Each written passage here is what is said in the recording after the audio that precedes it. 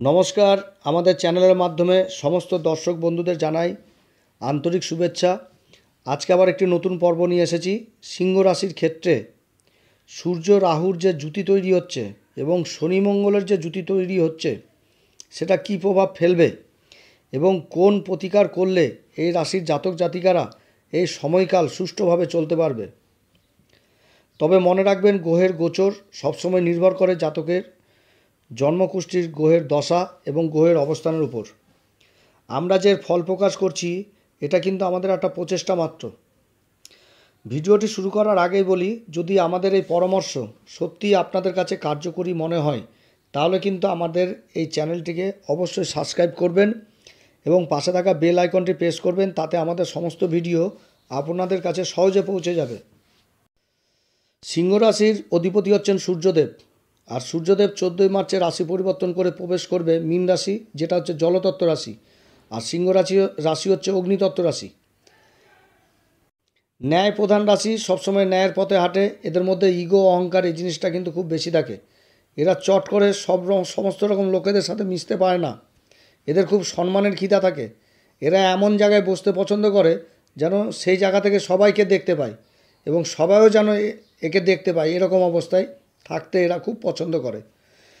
তো যাই হোক, 14ই মার্চে রাশি পরিবর্তন করে মীন রাশিতে প্রবেশ করছে সূর্যদেব এবং 13ই এপ্রিল পর্যন্ত অবস্থান করবে। অপরদিকে বুধদেব 7ই মার্চে রাশি পরিবর্তন করে 26শে মার্চ পর্যন্ত এই মীন রাশিতেই অবস্থান করবে। এখানে কিন্তু বুধের অবস্থান নিচস্থ হচ্ছে এবং তার সাথে মঙ্গলদেব 15ই মার্চে রাশি পরিবর্তন করে তার শত্রু রাশি কুম্ভ রাশিতে প্রবেশ করছে, যেটা সিংহ রাশির ক্ষেত্রে সপ্তম ঘর। এইখানটাতে 23শে এপ্রিল পর্যন্ত অবস্থান করবে।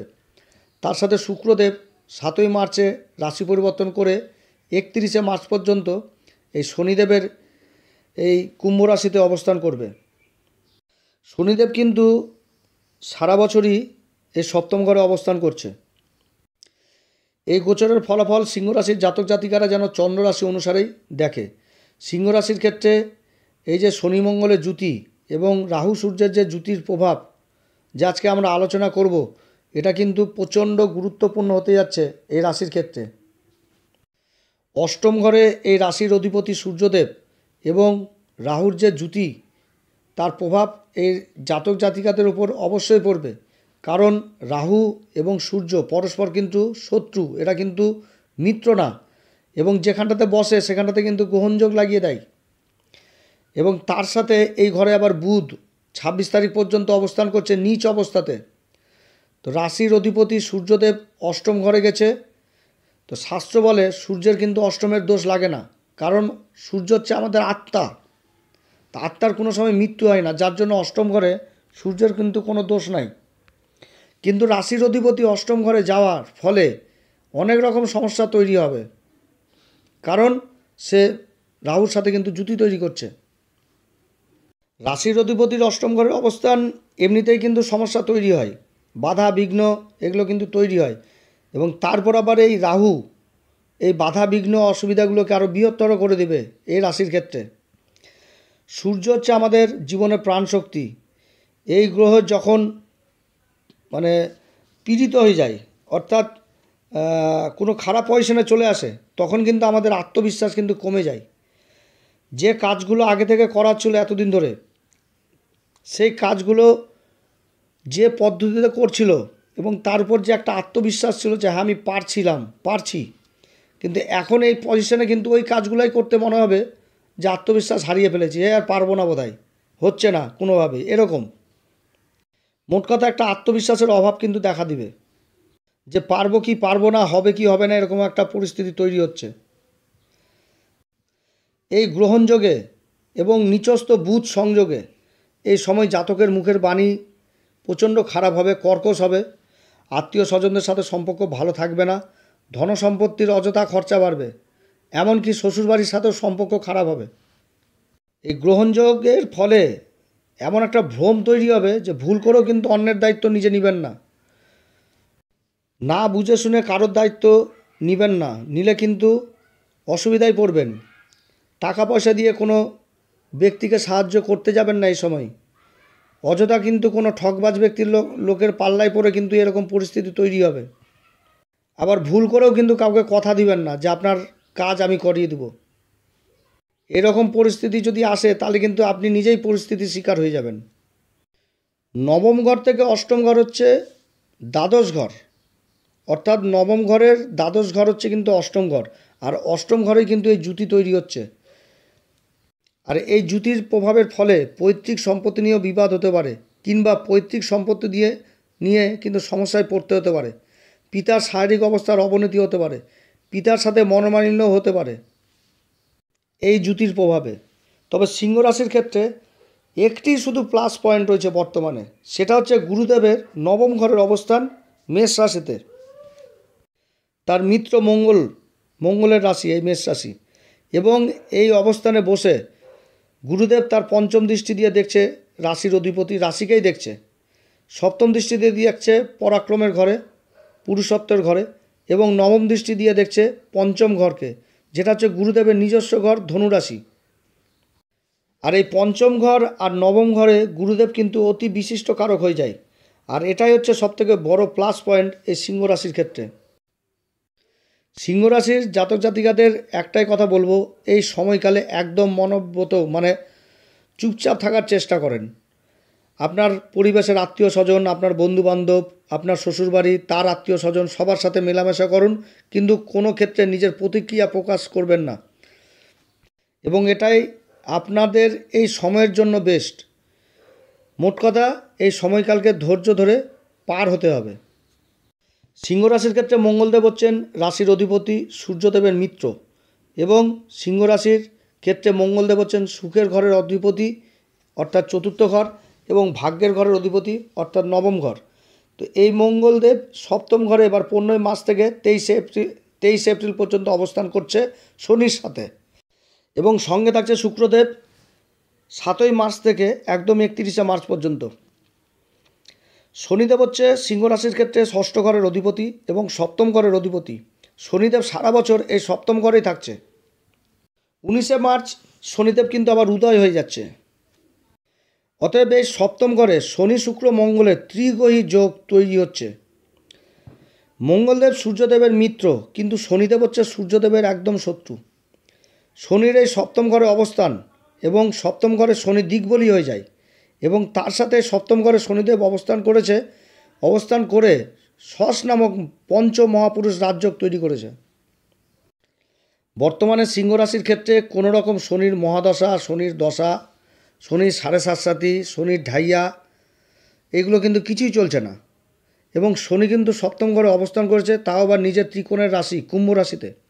অতএব এইখানটাতে কিন্তু শনি শুভ ফল দিতে বাধ্য।